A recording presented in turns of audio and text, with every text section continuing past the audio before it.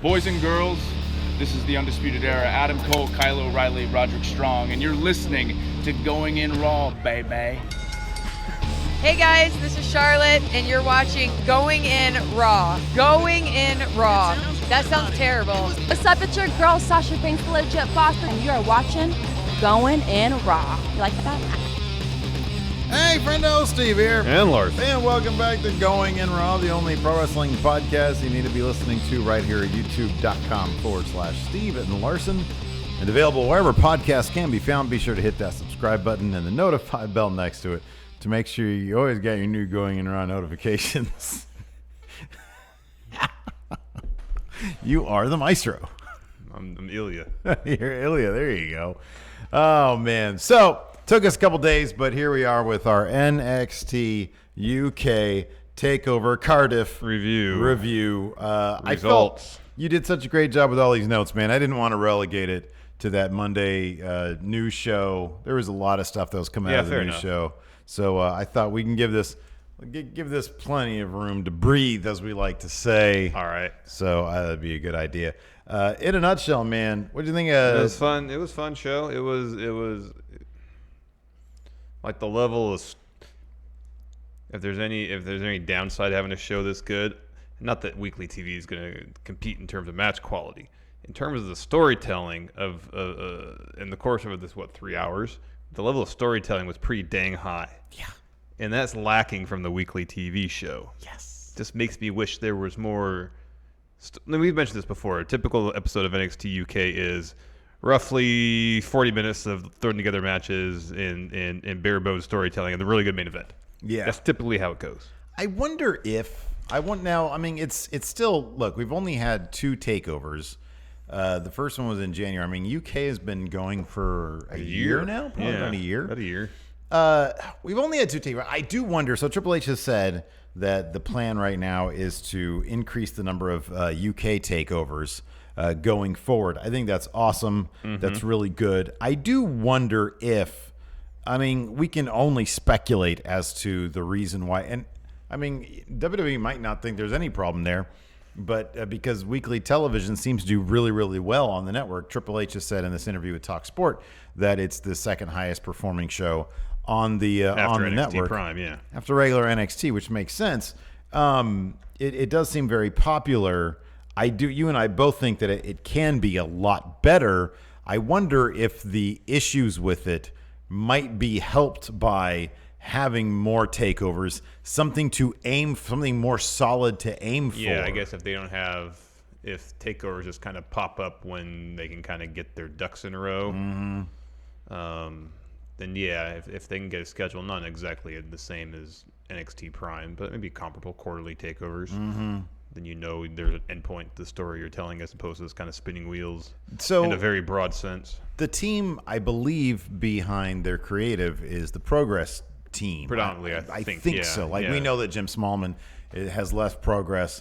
He's been a part of NXT UK. From what I understand, he's considered that his day job, just from reading his Twitter account, and he's going to focus full time on that. I wonder if the transition from booking monthly shows on Progress to weekly TV is a different one. Anytime you transition into a new job, there's going to be a lot of changes.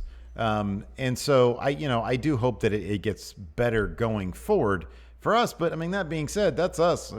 People seem to really enjoy it. Yeah, they do. So who am I to say they need to change like I things? said, typically every episode of NXT UK, there's at least one pretty solid main event. So we're getting some good wrestling, and then like every match on here, like even the curtain jerker, this Noam Dar Travis Banks match would be a main event.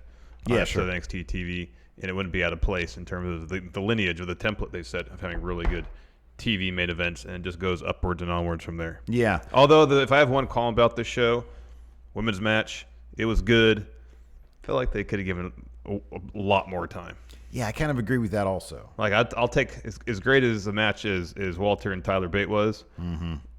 You could lose 8 minutes off that, and give the women's match another 5 to 8 minutes. Yeah, I agree with that. Because the match was good. I just felt like the finish kind of came out of nowhere. Mm-hmm.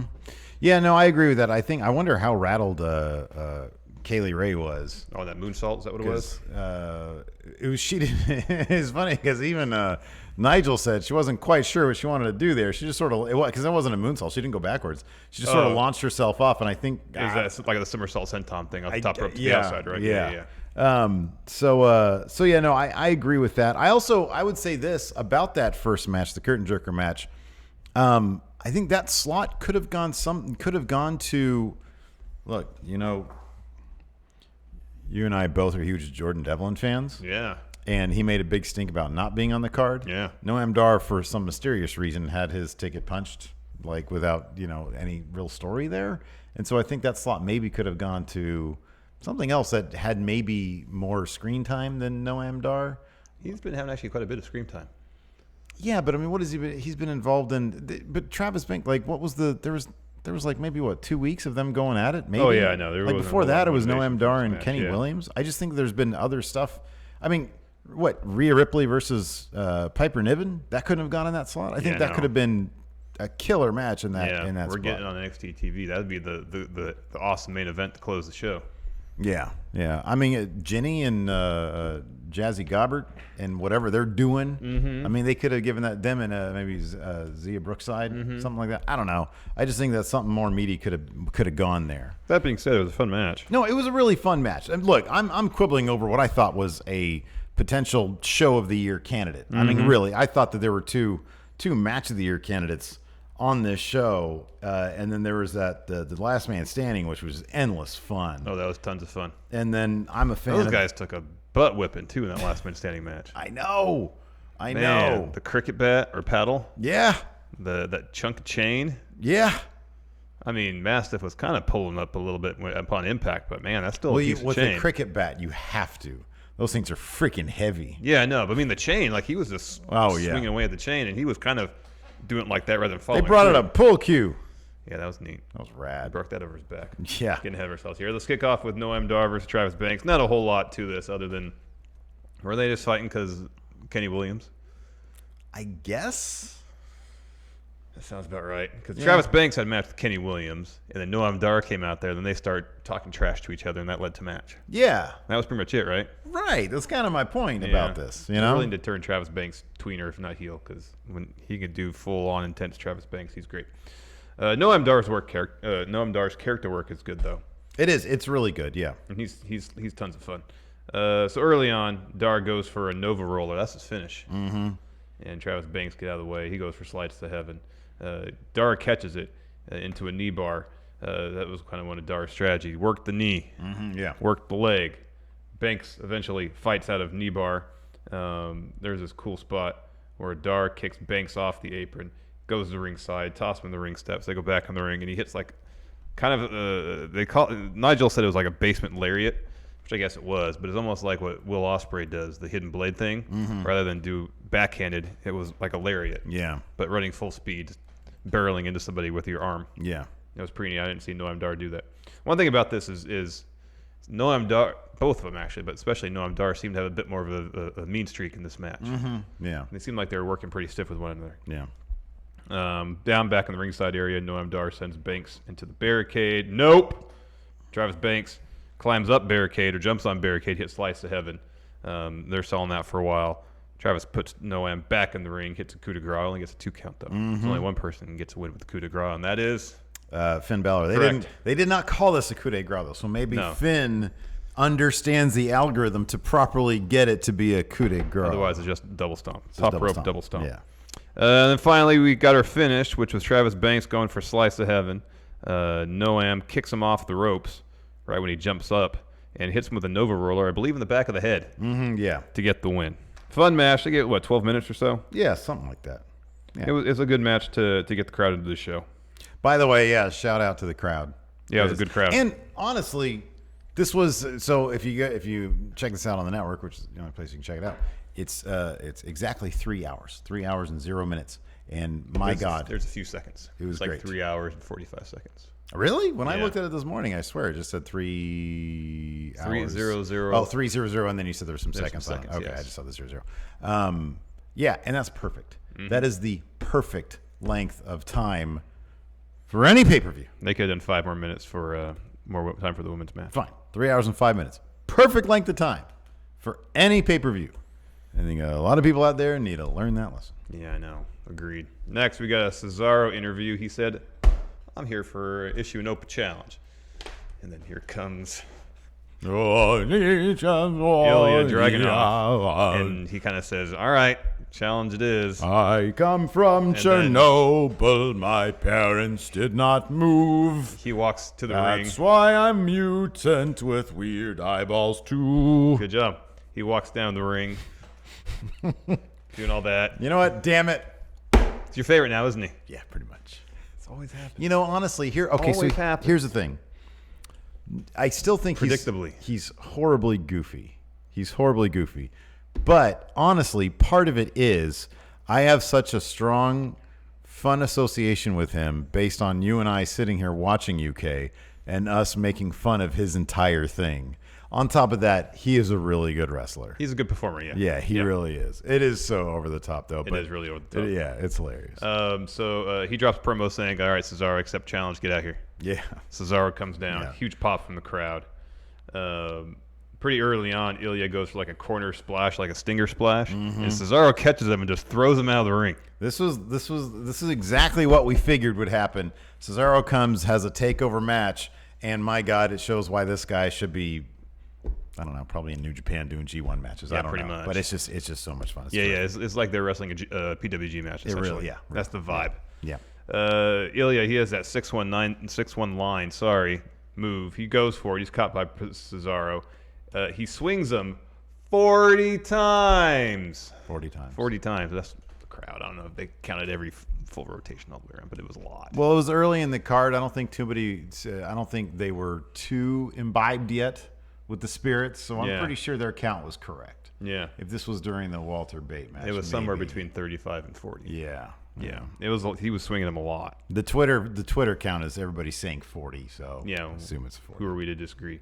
So after all that, Cesaro takes a breath to collect himself, making sure he doesn't vomit everywhere. Goes for the pin, then at 2, he pulls Ilya up, puts him right into a crossface, and then Ilya rolls through for a pin attempt, gets a 2 count. Ilya had a hell of a drop kick, yes. basically a coast to coast. Yeah. Not quite, but basically. Yeah. Only gets a 2 count. I haven't seen Cesaro do this before. He hit a military press GTS. Yeah, that was awesome. That was rad. Gets a 2 count, follows with a massive uppercut. That should really be a finisher, man. I know. And that uppercut was vicious because Ilya's sitting up and just barrels through him. It was great. He gets a 2 count there. Ilya hits a Death Valley driver into the corner. Both of them are down. Ilya gets on the top rope, hits a senton, gets a 2 count. And then coming out of that, Cesaro hits a pop-up uppercut and follows by a neutralizer to get the win. Hell of a match. And even you could tell that the guy was just really into it, because even the neutralizer, when he had him set up, Cesaro just had so much extra stank in the setup. Then he hits it. And, he starts to leave. Then he gets back in the ring. And then he gets in the corner, sort of curls down and starts to do this a little bit. Like he's going to hit him again. Like he's going to whack him. And then Ilya gets up, and he goes up there and swoops in with a handshake. And then they hug. And Cesaro's telling him something, and Nigel said that he wished he could read lips. And so did I, because I want to know what he said to him. Says, you're good. He probably said, you got a future in this business, kid. Hey, kid. Hey, young blood. Yeah. Listen here. You're going to go places. You're a real maestro in the ring. How about that? There you go. That's good. See, it's this instance like this where squash matches put such a perception, because when you put Ilya in a squash match, you kind of reduce all they can do to this in a handful of moves. Yeah. And so it gets the idea in our head, wow, this guy's really over the top. Yeah, right. Put him in a match, a really competitive match, where he can show the full breadth of his talents, and we're not just thinking all he does is this. Yeah. Yeah. They didn't feed him two. They fed him like what, 2 squashes? Oh yeah, like 3, I think. Yeah, 3 or 4 3. before Ono. Yeah. That Ono match though, it was turned pretty me solid. around. Yeah, it was good. I know what you're saying, but they're also telegraphing what our perception is supposed to be of this guy. You put somebody in there in a squash match, it's like, no, okay, so the exact opposite of this, or when they go too far with it, is the War Raiders. At this point, I can't help but think the War Raiders can't handle anybody better than jobbers, because that's literally all they get, and it's just kind of silly. Like, I understand you want to put Ilya in a match to showcase, to give the audience a little taste of what he can do. You don't want to give him the whole thing. I get that. Yeah.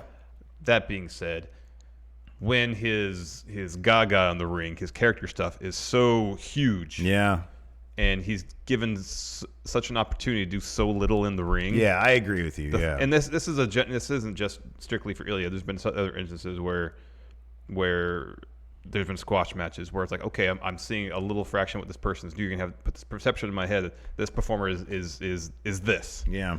Show me what they can do immediately. Well, the other way they probably, I think what you're saying is what could have been cool is, okay, so for example, on this TakeOver, it's a high profile match because it's on a TakeOver. It's only a second UK TakeOver. Travis Banks, he took a loss against Noam Dar, right? It kind of doesn't mean much.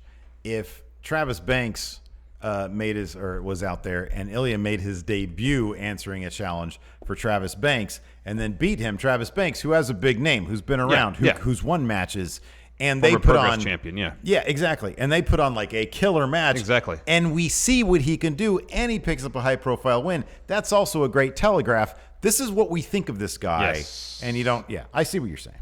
Yes, I mean there's a time and place for squash matches. I understand it, but I just feel like you're kind of shortchanging the talent you want to push by putting them in a minute-long match where they get to do 5 things.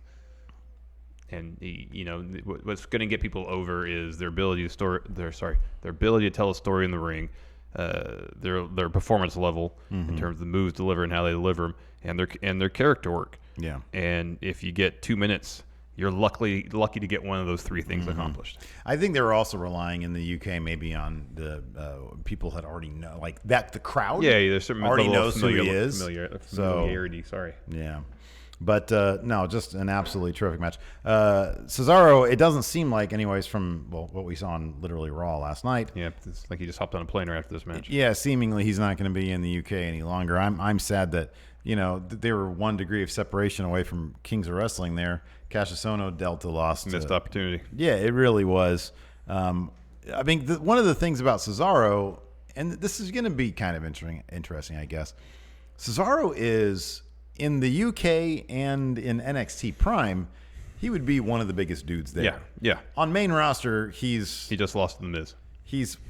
I'm talking about actual stature, like physical stature. Okay.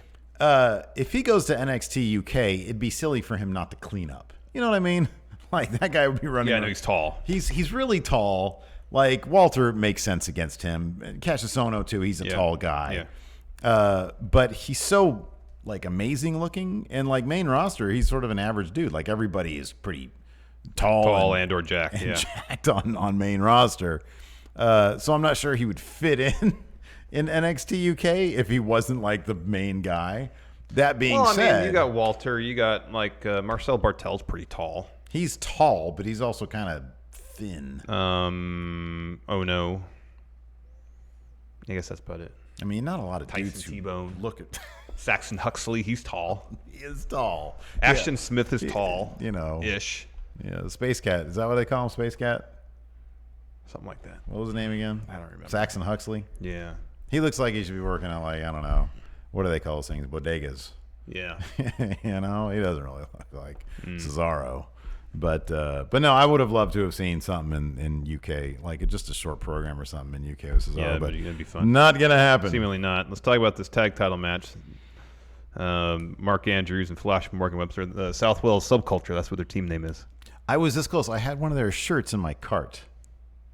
It's a good-looking shirt. Steve has done a complete 180 on this whole thing. This whole show is about Steve doing U-turns on his perceptions. True to brand, man. This is not the first time. Won't be the last time. This is actually if the outlier be when you dislike somebody and a year later you still dislike them.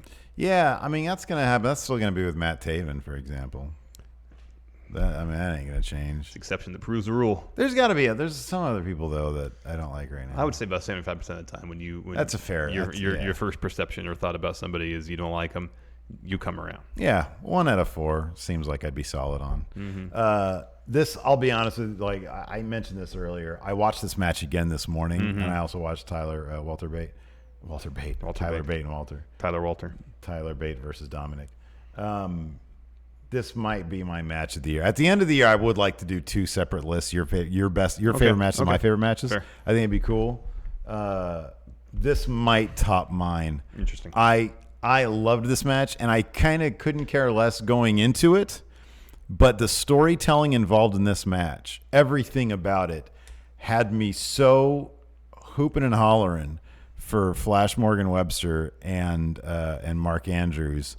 I was all about it. I was sitting there, like Bama was next to me, and I kept on screaming towards the finish. I thought everything they did, all the false finishes in this match were so well. There was an early one, and the crowd, and it was like the crowd understood. It was a very savvy crowd. Yeah. And it was as if the crowd understood that, oh, man, that was their chance. Yeah. They're going to lose this. You know, pro wrestling people have seen There's enough. tropes, yeah. The tropes, exactly. The conventions, you know that, oh, man, that was their opportunity. They're going to lose this now. And then for them to come back around and end up pulling off the win. It's interesting because like we mentioned this, I think, on the predictions episode, that typically when you got a one-on-one, or in this case, you know, a team-on-team match, when a third party gets involved, usually it's that third party that gets involved to take the pin because they want to protect the other two teams. Right. So that was my perception going into this. Mm-hmm. And so the idea from watching this was, oh, they want you to dispel that notion in your head that, oh, Andrews and Webster, they're the smaller team. They're in here maybe to take a pin. But we're going to do everything we can throughout the match in terms of the story being told to dispel that notion. But what they were doing, in effect, was showing you just right there in front of you, hey, these two smaller guys could totally compete with a team of giants. Wolfgang's a tall guy. Yeah, sure, yeah. And you know, granted, the belts haven't lasted very long, but the most decorated tag team in NXT UK. Mm-hmm. You know, they've been Grizzled Young Veterans have been a team for years. Mm-hmm, yeah. Whereas I think, at least, I don't know, maybe they Webster and Andrews teamed outside of NXT UK. I don't know. You know, at least for the purposes of this match, they're a relatively new team. Yeah, sure. So it's they actually did a hell of a job telling that story of, you know, you've said before, and I agree with you, that sometimes it's just one match that makes all the difference in the world. Mm-hmm. And if you want to take Mark Andrews and Flash Morgan Webster seriously as a tag team, which, depending on the episode of NXT UK, we've given reason to take them seriously and reasons not to. Yeah, sure. This match pretty much said, you could take them seriously. Accomplish that, yeah. And it's funny because when you go back and you look at and I'm not going to claim to have, like, you know, I picked them to win this, but if you look at the rest of the card, I mean, the only shock to me really was Tony Storm losing. Mm-hmm. But if you think about just the emotional roller coaster that was Tyler Bate versus Walter, and knowing going in that Tyler Bate was totally going to lose in a great effort, makes all the sense in the world for these guys to pick up this win in their hometown, basically, or in their home country. Give the crowd some sort of feel-good moment. Yeah, because, you know, once you have this, you're okay with Tyler Bate losing. Yeah. You know, that's totally fine. And you've got two monster heel teams to boot for them to go against. Yeah. So yeah, it kind of, in retrospect, it obviously made a lot of sense. Yeah. Early on, you get Flash Morgan Webster hitting, I think, topes on either side of the ring on two pairs of or different opponents, I believe. I have here written down 4 topes, so I guess that's what it was. They take out everyone. That's so early on they're setting up. Okay, they're going to use their high flying skills and athleticism to counter the obvious strength advantage the other two teams have over them. Mm-hmm. There's this great bit where Andrews hits it was like a Poison Rana V-trigger combo with Andrews doing the Rana and Webster doing the V-trigger on Wolfgang. Yeah. Only gets a 2 count, though. Yeah. That was awesome. Yeah, that was great. That was awesome. This bit where Andrews headbutts Mark Coffey off the top rope, sends him ringside, takes out everybody, and then he follows with a shooting star press when everybody starts getting up again, takes everybody out again. Mm-hmm. Andrews hits a stun dog millionaire on Zach Gibson. Flash follows with a swanton. That only gets a 2 count. And the crowd, even at this point, is super hyped. I think that was the early, because you got the stun dog and then you got the crowd. Yeah, they was like, oh God, it kind of felt like that was their moment. If it wasn't going to be that, yeah. Grizzled Young Veterans are in there, of course, and they hit a twisting suplex 450 combo on Andrews. He kicks out, and that's when the crowd thought, all right, this is done. Mm-hmm, yeah. Yeah. Gallus, they make their way back into it. They emerge from the back. That was such an back of the awesome frame. shot. Everybody's down, and then they come up, and the camera was over here, and then on this other side of the ring. The best part of this is how many times we see Mark Coffey tell Wolfgang, slow down. Yeah. Back it up. This time he's like, go. Yeah. Get him. Exactly. And they went on like a series of like this rampage, doing all sorts of awesome stuff that I've never seen them do before. know. And they took out everybody. Yeah. It was great. Yeah. Wolfgang then tosses his partner, Mark Coffey, over the top rope, lays out everybody ringside. Gallus hit their finish on Mark Andrews. They hit their pose real quick, go for the pin. Flash breaks it up. And then we get an all-out brawl in the ring. Flash hits the Destroyer on Mark Coffey after Wolfgang slingshots him, thinking he's going to send him into Coffey to hit him with a form or something. Yeah. Instead, we get a Destroyer. Yeah. Meanwhile, on the other side, outside. Yeah, Wolfgang's reaction that was great. I know. Because he was like, oh, that wasn't how it was supposed to go. I know. And then right after that, Grizzled Young Veterans, Zach Gibson gets Wolfgang on his shoulders. James Drake hits a suicide dive on him. Back in the ring, Mark Andrews hits a stun dog on both members of Grizzled Young Veteran. Flash hits I think a 630 on James Drake. And then Zach pulls the ref out during the pin. I love that bit. He pulls him out, and he immediately gets on his knees and starts begging him not to throw him out, not to DQ him or whatever the ref would possibly do in that situation. Because he gets on his knees like, please don't. It's like it's such a villain move. I know. It's such a cowardly villain move. It's reminiscent of Ric Flair when the face would make their comeback and he'd get on his knees and plead with them to spare him, show mercy. Right, exactly. Yeah. Grizzled Young Veterans hit Ticket to Ride, their finish. James Drake takes out Gallus with a suicide dive. They hit that on okay, go ahead. Yeah. Gibson goes to pin Flash, who ate Ticket to Ride. Mark Andrews goes to the top rope, hits his finish, his shooting star press, on to Gibson to break up the pin, drapes Flash's arm over Zach to get the win. Yeah, and the crowd just went ape. Yeah. They went absolutely crazy. It was a lot of fun. It was it was a blast. And yeah, it was just, to me, it was the perfect amount of storytelling. It was maybe the most fun match I've seen all year. And it never let up. It never let up. And there were never any moments, and I sort of, because there are two high-profile tag team matches over the weekend, I sort of have to stack it up against the Lucha Brothers versus Young Bucks, which I kind of felt just lacked storytelling and was just, let's get up and do all this ladder stuff, which is fine. There's a place for that. But I'd rather have something that really gets me into it on an emotional level, and this match did that just over and over again. I thought it was great. Then we had another just absolutely fun blast of a match. Dave Mastiff versus Joe Coffey, last man standing. They opened the match with Dave Mastiff doing an Irish whip on Joe Coffey. Into the corner, Coffey comes off. He gets whipped back and takes the turnbuckle, and the top rope just comes falling down with him. It was a beautifully planned spot, and it happened within seconds of the match starting. Yeah. And the crowd just went ape for it because it was like, that's what we're in for now. First, it's gasp, then oh my gosh. It was so reminiscent of an ECW type thing. It's like, okay, we're going to get these two monsters going at it. That sets the tone. And then Mastiff picks up the turnbuckle, the actual bolt turnbuckle, and starts beating up Joe Coffey with it. He goes from behind him like a psycho killer and puts it in his mouth, draped across his mouth, and starts ramming it. Ramming it in his head. Yeah. And then Joe Coffey goes for some a pop-up second rope, I guess a moonsault maybe, and then falls off the second rope. That can't be easy, adjusting everything for the second rope. That's got to be tough. Oh, well, that was a work, right? I'm not sure. I think that was just a really well planned, maybe, just to sell that this isn't normal anymore. Yeah, this is not. I'm not going to be able to do this stuff anymore. Could be. And it could be. It might have been. It might have been a shoot. It might have been real. But I'm almost positive going up there and trying to do that and falling off because the ring is down. Yeah. Or the rope is down, rather. Yeah, could be. And after that, Mastiff hits a German suplex on Joe Coffey, sends him out of the ring. A little brawling out there.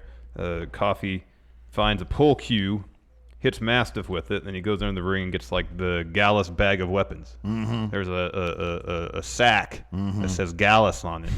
He dumps the contents of the weapons out. There's all sorts of stuff in there. There's a cricket paddle, some chain, I think a kendo stick, all sorts of stuff. And then he gets a table, he brings that out. then he gets the pull cue, breaks it over Mastiff's back, and then Mastiff later on will get that cricket paddle and then whacks the heck out of Coffee twice. Yeah. Massive smack. Yeah. This spot was awesome. Mastiff is going for a spear of some sort. Coffee leapfrogs him. Mm-hmm. Turns around, hits his headbutt spear thing he does. Puts Mastiff through the table. Mastiff comes to, grabs the chain, and starts just wailing away with Joe Coffey with this piece of chain. Yeah, pretty These brutal. guys beat the heck out of each other. They really did, yeah. Then there's a tug of war over the chain. Mm-hmm. Dave lets go, so Coffey falls back a bit, charges him, cannonballs him through another table. Yeah.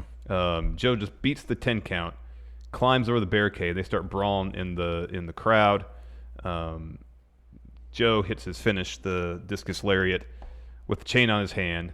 Both of them get up, beat the 10 count. This part was great, where Mastiff grabs a couple chairs.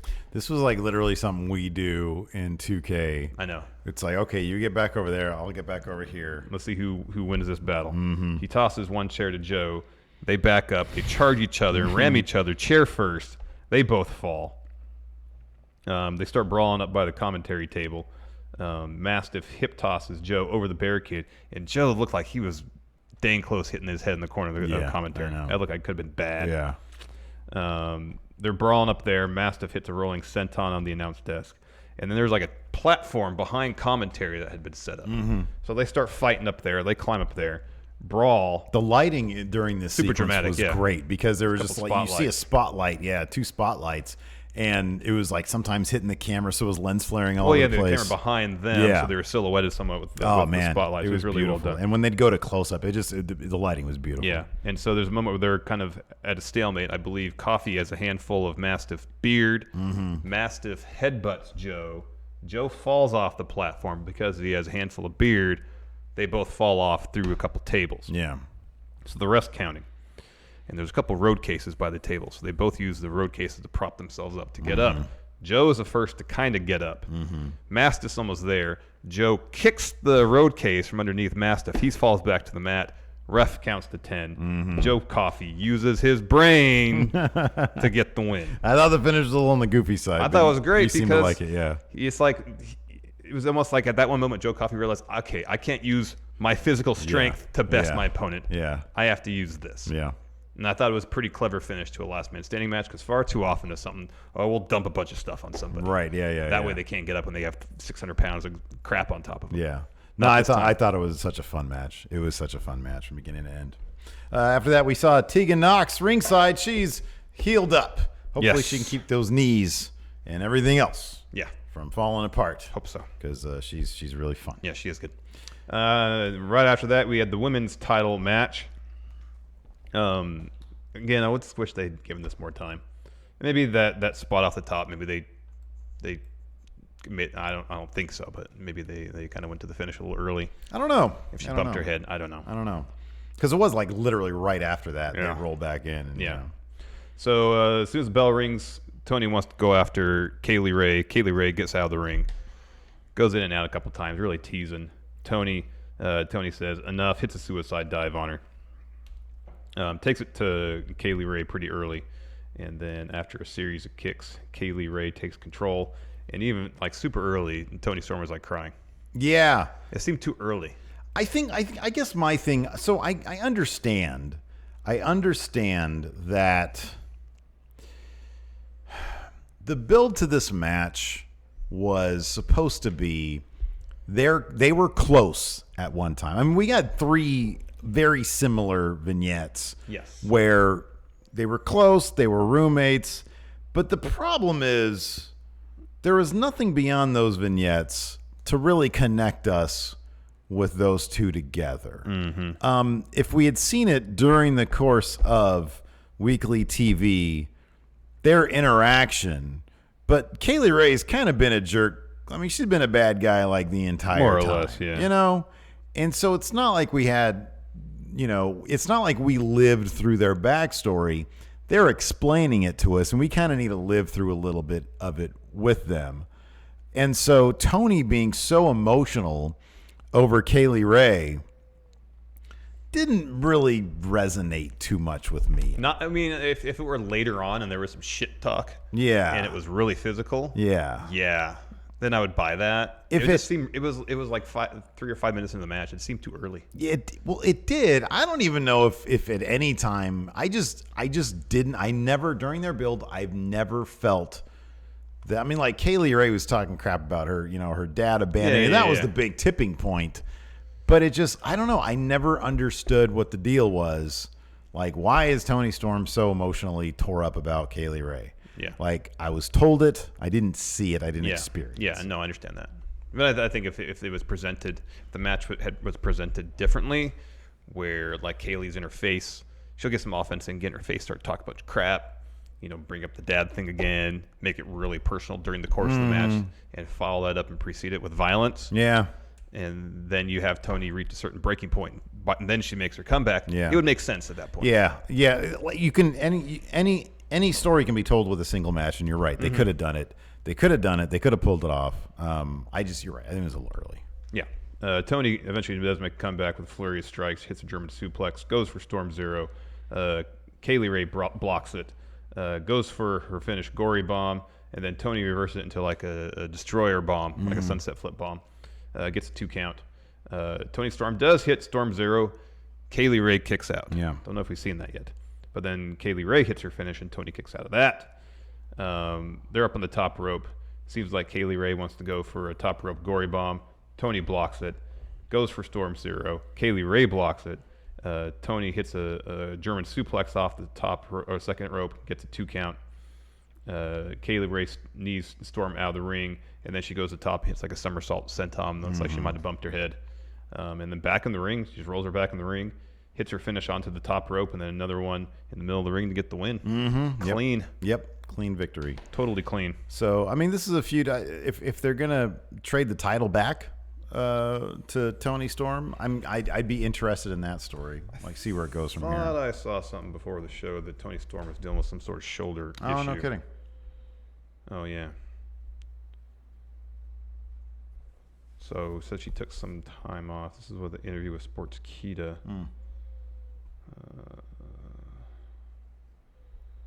She said I'm going to be okay for TakeOver. Okay. All right. Well, maybe it's not you. I thought maybe. Well, the way she talked though is that she was taking taking time off. She was taking time off in advance of TakeOver because TakeOver is such a big deal. It's not going to preclude her from then taking time afterwards. After if she it. needs to get some But also, done. I mean, here's the thing. Also, so we haven't had I guess we had Pete Dunne, who was essentially a face as champion. I'm not sure. Like Toni Storm's run, it's kind of like because they're similar. It's kind of like 205. Face champions don't really do all that well. Yeah, because they just for whatever reason on 205 especially, whenever they have a heel champion, it just works so much better because the thing is in the chase, and in the UK, I don't know what the deal with them and Toni Storm is. Maybe she's had injuries. I don't know. But like, it just hasn't worked as much with her being just a straight up babyface. It just hasn't worked as well as like you look at the grizzled young veterans. They're like fantastic champions. Those guys are jerks.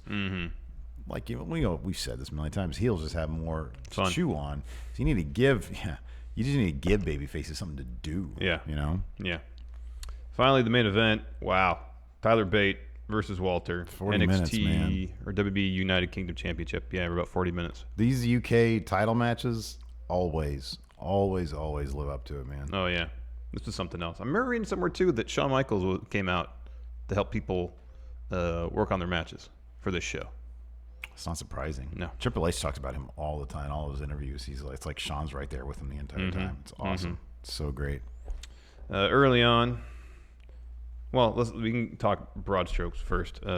Usually in a match like this, where you have, in this case, Walter, who is significantly larger than his opponent, you don't often get a strength versus strength battle. This is exactly what you got here. The thing that I loved about it, too, is that this is something they have been setting up. I wonder, and I don't know, I haven't looked at the timing of it, to see if it's coincidental or not. But when Walter first showed up, he showed up in the crowd at TakeOver Blackpool, or was it an NXT Prime? Because Walter was in the crowd. He had a crowd shot, didn't he? So it's probably Blackpool, yeah. Probably Blackpool. Yeah. Maybe it was around that time they started emphasizing Tyler Bate trying to go strength for strength with other big men. I remember I think it was a match with, I want to say Gallus. Maybe it was a tag match, or maybe it was a series of singles matches where it was kind of a new thing for him. He was doing feats of strength. He was doing the bridge thing at the pins. Yeah. Yeah. He's done it several times, yeah. And that's been a constant thing. And I wonder if they just understood that down the line he'd face Walter. Maybe not. Maybe they have. If this was on purpose, this has been going back a ways. And it was a very deliberate thing they were doing with him. And it all culminated here. Like this was what it all led to. And I think that's terrific. Yeah. If that's the case, if they're going to do the doubles and the details, I'm a big fan of that. Yeah. I'm a huge fan of that. Totally. And the story was he was trying to be big strong boy against Walter. Walter's too damn heavy, and he was going after Tyler Bates lower. Well, it was a situation where Tyler, if that even makes sense, Tyler could match him in terms of the strength department, but not necessarily the power department. Right, yeah. Because in the end, it didn't take a feat of strength for Walter to win. It just took the power of one lariat to do it. Yeah. So if that makes sense, like Bate could pick up Walter just as easily as Walter could pick up Bate, but in the day, Walter is just too powerful. So early on, Bates sticking and moving, kicking Walter's legs, but not getting too close. Ranged attacks, stick, move. Early on, though, we had the sequence where Walter is going for the pin, like putting his entire body weight on top of Tyler Bate. He bridges out, big strong boy. There's some jockeying for a slam. Bate does slam Walter, follows it with a shoulder tackle, sends Walter out of the ring. There's this part where Walter picks up Bate for a body slam, and Bate holds on to him. Escapes, hits a Hurricane Rana, suicide dive. That suicide dive, though, is caught by Walter. Chops the heck out of him. Apron bomb. Walter gets back in thinking, I'm cool, man. Cannot win. Nope. Tyler Bate. I think he gets in at like 7 at that point. Yeah. And then they're back ringside. Walter starts beating up Tyler Bate and then power bombs him, I guess in theory, into the ring post, but it looked like he just power bombed him. I know. Onto really nothing. Well, onto the floor. Onto the floor. Well, it looked like the back of Bate's it head was, could have clipped the apron or something like Yeah. that. So there's a trainer that comes out. I'm sure it's all kayfabed. It's all work to check on Tyler Bate. Bate says he's fine, telling doctor, get out of here. Ref starts counting. He beats the 10 count again. Walter's just beating down Tyler Bate, puts him in a sleeper hold. Bate gets the ropes, tries to pick him up over his shoulders. His back gives out. Walter puts him in a crossface. Bate gets the ropes. And then we just get a flurry of chops. This is the most chops we've seen from Walter, I think. It is. And again, it's awesome going back to when Walter debuted against Jack Stars. Yeah, just which took one. It was just one. It was one. They wouldn't let him hamburger everybody's chest. I mean, he hamburgered that kid with one chop. Yeah, he did. But yeah, you're saving the flurry for this. Yep. And that's great. Stomps Bate in the corner. Bate gets up, responds to his own chops, but Walter just kind of shakes it off. So Walter's going for a powerbomb on the apron. Tyler Bate blocks it and then hits an exploder off the apron onto the floor. And every time he would muscle up Walter for a move like that, the crowd would go crazy. Yeah. They loved that stuff because it was very impressive. Yeah, it was. We're back in the ring. Tyler Bates going for a second rope back elbow or uppercut, and Walter just chops him in the back. That was rough, man. I know. Oh, that was rough. I had to rewind and watch that part again. Yeah. And then Walter puts him in the Boston Crab, working the lower back, and then transitions to a lion tamer, had his knee on the back of Tyler Bates' head, then essentially to like a captain's hook, and then to like a cravat neck crank. Yeah. Eventually, Tyler Bate gets the rope. This was actually a pretty good match, showing off Walter's technical abilities. Yeah. And they trade these suplex attempts back and forth, who's going to get the other person up. Eventually, Tyler Bate does it. He gets Walter up and drops him. Bate follows with some uppercuts, lariats. He eats the forearm, then hits a rolling kick and an exploder. Goes for Tyler Driver. Walter escapes. Hits a drop kick. Goes for a power bomb. Tyler counters with the sunset flip destroyer bomb type deal. Gets a 2 count. And then they have a chop off the top rope. Oh, sorry. Walter chops Bate off the top rope. Yeah. He goes to the top, like going for a splash. Bate jumps up there, headbutts him, snaps the fingers, a la Peter Dune. Crowd goes crazy. And that's one thing of this. There's a couple shout outs to his British Strong Style brothers in this match. Hits the super exploder, gets a 2 count. And then they start trading strikes and chops. Bate avoids one last punch. Sorry, chop. Hits a punch. Walter falls. So he falls. Bate falls, and then Walter falls on his back. On him, yeah. Smush. It's like he's under a whale, basically, Yeah, I at know. that point. He's trying to get out. Bate does the lariat thing where he bounces shoulders first off the rope, turns around, goes for a lariat. Walter catches that, drops him with an exploder, only gets a 2 count, though. Bate picks up Walter for a spin, but puts Walter on the top ropes, picks him back up. Shout out to Trent Seven, Burning Hammer. Yeah. But he can't make the cover, and Walter rolls out of the ring. Yeah. Bate hits the suicide dive, gets back in, tope, deadlift German suplex in the ring, but only gets a 2 count. Goes for a Tyler driver again. Walter reverses into a pin. Bate powers out, and then Bate hits a Tyler driver. Walter kicks out. Bate hits a corkscrew splash off the top. Walter kicks out again. Yeah. That Tyler, when he finally hit that Tyler driver, boy, that was awesome. That was just, I freaking popped so hard for that. Yeah. So Bate's, there's several times where Bate, like, you see he's done. He hulks out. So he's in the corner, hitting all these punches on Walter. The ref comes in to separate him because he's at the 5 count. And then Walter chops Tyler Bate, hits him with a massive boot, puts him in a sleeper. Bate powers out, dumps Walter on his back. So Walter sells for like a second. Sleeper gets put right back on. It was awesome. They're brawling. They're out in the apron. Walter puts the sleeper on again and hits Bate with a sleeper suplex on the apron. That was rough. Hits the top rope splash. Bate kicks out. Another sleeper suplex. Bate kicks out. Walter hits a power bomb. Bate kicks out a 1. That crowd, it was fun. That crowd was not expecting that because they woke up. He hits the power bomb, and then the ref barely has his hand down for the 1, and Tyler gets right out of it, and the crowd was like, "What? That was 1. I know. That was barely 1." I know. But that was it. And then there was this is a finish that was somewhat reminiscent of, I think it was HBK Taker 1, where HBK like peels himself off the mat and starts like crawling up Taker's leg. But HBK does this. The Undertaker is like, you're gonna have to essentially put me out, put me down, to beat me. So you got something kind of like that where Bate's kind of peeling himself off the mat, kind of going up Walter's leg a little bit. Walter picks him up, destroys him with a chop, puts his hand out like this, looks at it, massive clothesline, gets the win. Yeah. It was pretty cool. Man. Vicious, brutal, hard-hitting match. I'm sure Tyler Bate was hurting bad, real bad. Yeah, and he really, I mean, it legitimately looked like it.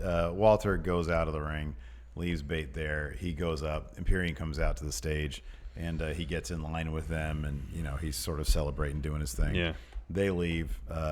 Pete Dunne, Trent Seven come out. They literally lift up Tyler Bate, who's just a puddle of Tyler Bate at this point. And boy, you can sometimes some things you can't fake. And exhaustion with this guy, my God, his chest was all just hamburger, and the look on his face was just pure and utter exhaustion. This is a 40-minute match, just absolute exhaustion. Yeah. And I mean, this guy, he can't even count the number of times he literally had to lift Walter.